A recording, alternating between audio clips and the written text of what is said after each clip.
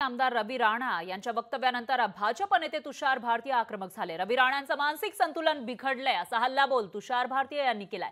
कुठली उमेदवारी जाहीर झाली नसताना देवेंद्र फडणवीस यांनी मला उमेदवारीसाठी हिरवा झेंडा दाखवला असं वक्तव्य करणं हे हास्यास्पद असल्याचं तुषार भारती म्हणाले आणि त्यांनी रवी राणांवर निशाणा साधलाय। बडनेरा मतदार संघातील लोकांना आता बदल हवाय असंही तुषार भारती म्हणाले। त्यामुळे महायुतीमधीलच हे दोन नेते आपापसात भिडताना दिसून येत आहेत। विधानसभेलाही या ठिकाणी महायुतीमधील नेते समोरासमोर दिसले होते आणि आता माफ करा लोकसभेला समोरासमोर दिसले होते आणि त्यानंतर आता विधानसभेला सुद्धा तशाच पद्धतीचं वातावरण या ठिकाणी पाहायला मिळते। कारण आमदार रवी राणा जे सध्या महायुतीमध्ये आहेत त्यांनी फडणवीसांनी आपल्याला या ठिकाणी आपल्या उमेदवारीला हिरवा कंदील दाखवल्याचं म्हटलेलं होतं आणि त्याचबरोबर स्वतःची उमेदवारी घोषित करून टाकली होती। त्यावरून तुषार भारती आक्रमक झाले।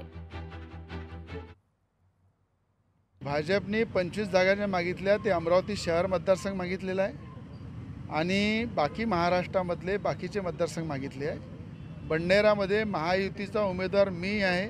मी युवा स्वाभिमान पार्टीतर्फे लढणार आहे। माझं चिन्ह पाना आहे। देवेंद्र फडणवीस साहेबांनी मला हिरवी झेंडी दिलेली आहे आणि त्यानुसार महायुतीचा उमेदवार म्हणून मी त्यांनी त्या ठिकाणी पूर्णपणे त्याला समर्थन दिलेलं आहे आणि 5 ते 6 जागा मी सुद्धा युवा स्वाभिमान पार्टीच्या वतीने त्यांना मागितलेले आहे की महायुतीतर्फे युवा स्वाभिमान पक्षाला सुद्धा जागा द्या, जेणेकरून महायुतीचे उमेदवार युवा स्वाभिमान पार्टीवर निवडून येतील आणि महायुतीचा त्याच्यामध्ये फायदा होईल।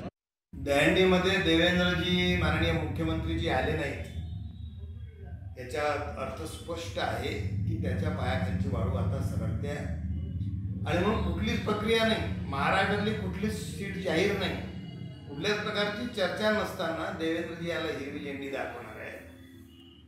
हास्यास्पद आणि मानसिक संतुलन बिघडल्याचं लक्षण आहे। बडनेरा मतदारसंघातल्या जनतेला आता बदल हवा आहे आणि भारतीय जनता पार्टीत वर्षानुवर्ष काम करणारे कार्यकर्ते, पक्ष वाढवणारे, टिकवणारे कार्यकर्ते असताना या संधी साधू आणि बाजार गुन्ह्यांना हिरवी झेंडी दिली असं बिलकुल आम्हाला वाटत नाही। त्यामुळे संभ्रम निर्माण करण्यासाठीचं हे त्यांचं वाक्य आहे। लोकशाही मराठी ऐका, पहा, जागरूक रहा।